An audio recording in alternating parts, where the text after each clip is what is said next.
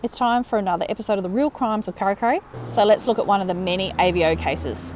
There are so many different AVO situations, relationships, AVO conditions. In my opinion, we the community could benefit from hearing about how these AVOs are being handled to assist in managing our expectations about AVOs. In a case from June, the defendant, subject to an interim AVO, appears at Kurri Kurri Local Court. He is middle-aged, is legally represented, and also has charges which he has pleaded not guilty. The charges are not said out loud. The court spends most of the mention sorting out the logistics for the hearing. How long is the hearing going to take? Is there police body-worn footage? How many statements are there, etc, etc. After that's sorted, he remains in the defendant's chair as the PINOP makes an appearance. PINOP means person in need of protection. It's a woman who's also middle-aged, and the AVO the police are seeking protects her from this defendant.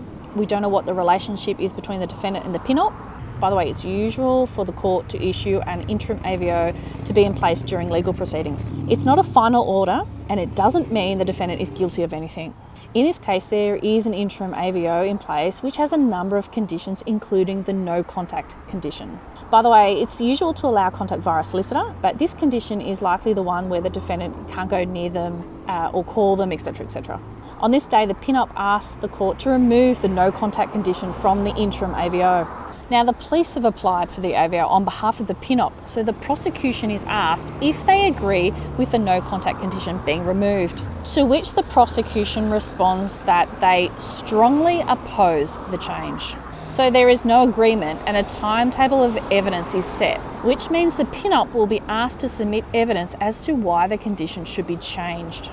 And the prosecution will also be given an opportunity to submit evidence as well. This Kurri Kurri case highlights that sometimes PINOPs want to allow contact with the defendant. We don't know what has happened and what their relationship situation is. The case also highlights a PINOP can request changes to the AVO conditions.